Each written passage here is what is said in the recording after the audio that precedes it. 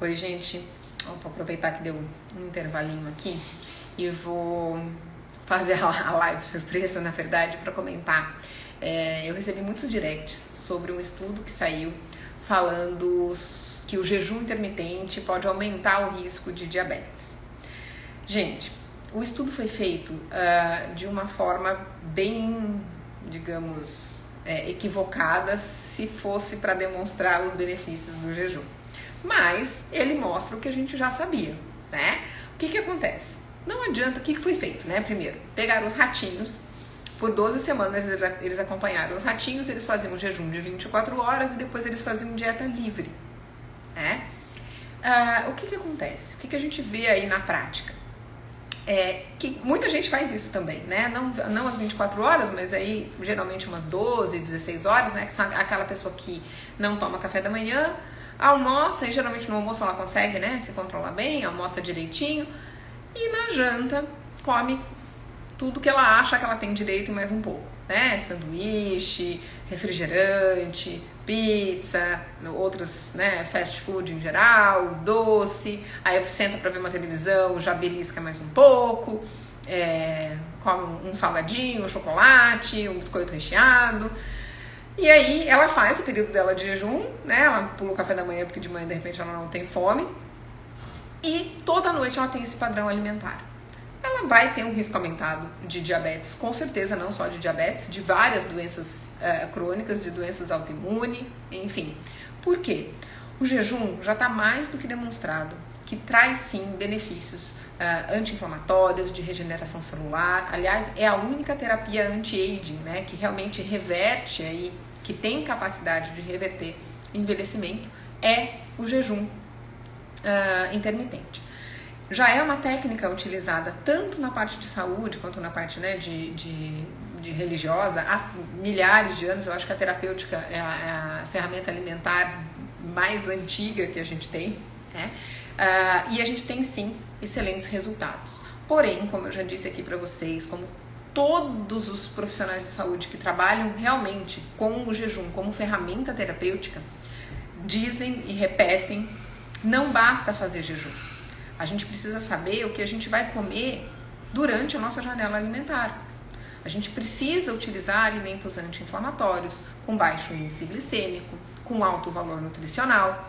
Então não adianta fazer jejum e se entupir de porcaria depois. O mecanismo compensatório não é suficiente, a conta não vai bater, né? E se você tiver uma genética para diabetes, você vai desenvolver diabetes. Se tiver doença genética da doença autoimune, vai desenvolver doença autoimune. Então não é a questão de fazer ou não fazer o jejum. A questão é o que você come no período que você não está de jejum. Além disso, por exemplo, tem uma outra estratégia alimentar, que é o mimetismo do jejum, né? Na qual você não fica sem comer, você diminui muito a ingesta calórica, a quantidade de alimentos, você usa de 500 a 800 calorias aí para fazer um mimetismo de jejum. Mas não adianta você fazer esse mimetismo de jejum com 5 brigadeiros, por exemplo, ou com um sanduíche, ou com uma fatia de pizza. Vou comer 2 fatias de pizza no dia que dá 500 calorias, sei lá, e tô fazendo mimetismo de jejum. Por quê? Você vai fazer um estímulo inflamatório extremamente alto, você não está modulando essa flora, essa microbiota intestinal. Uma das coisas mais importantes que o jejum faz é modular a microbiota intestinal, é diminuir o processo inflamatório no intestino. Então, assim, muito mais importante do que o jejum realmente são suas escolhas alimentares no período que você se alimenta, tá? Então, esse estudo dos ratinhos, ele foi ótimo para comprovar que só o jejum não adianta nada. Não adianta você só fazer jejum. O jejum é excelente quando acompanhado de uma mudança de estilo de vida, de uma alimentação adequada, né? Então, o mais importante é isso.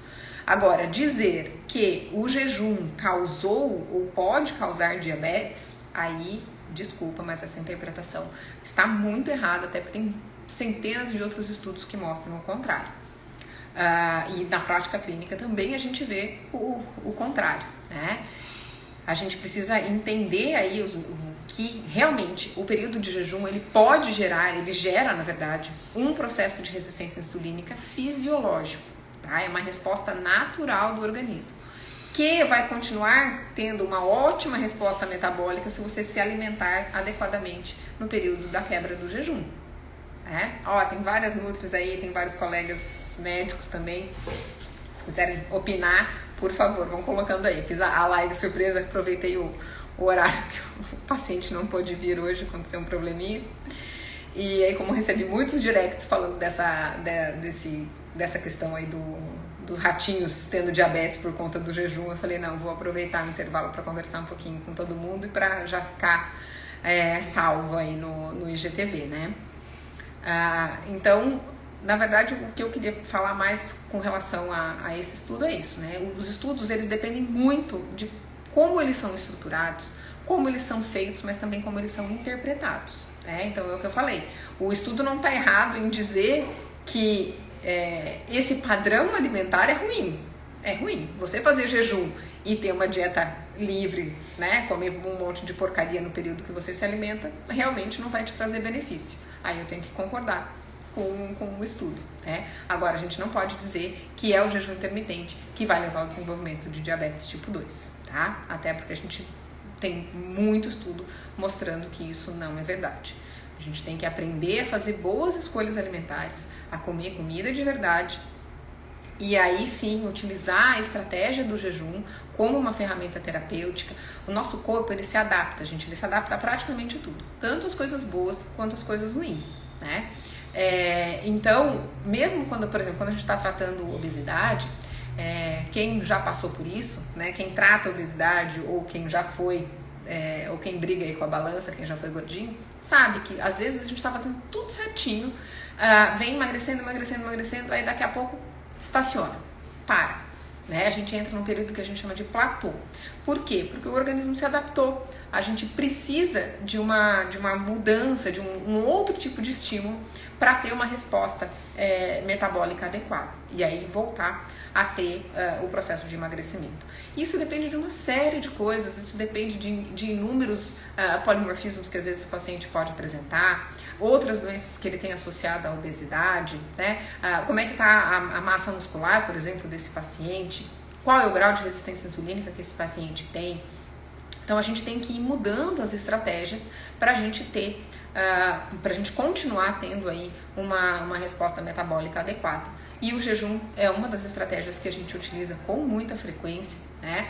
Para os quadros de doença autoimune a gente tem um resultado lindo, tem vários estudos na parte de oncologia, na parte de câncer, também utilizando estratégias ou de jejum ou de mimetismo de jejum com excelentes resultados, mas ele precisa ser feito da forma adequada, tá? De preferência aí um trabalho do médico com o nutricionista, né? Para adequar os valores nutricionais, a qualidade dos alimentos e dos nutrientes ingeridos nessa janela alimentar, tá?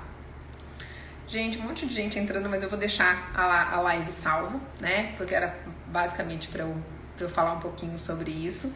Depois vocês coloquem lá nos comentários o que vocês acham, qual que é a experiência de vocês que vocês têm com o jejum. Eu vi que a Vera comentou, Vera é uma nutri maravilhosa aqui de Joinville, utiliza bastante, né, a estratégia do jejum. A Roberta também, que trabalha comigo. São duas nutris que cuidam maravilhosamente bem dos meus pacientes e utilizam o jejum de forma adequada, né, gente? É isso que é o mais importante.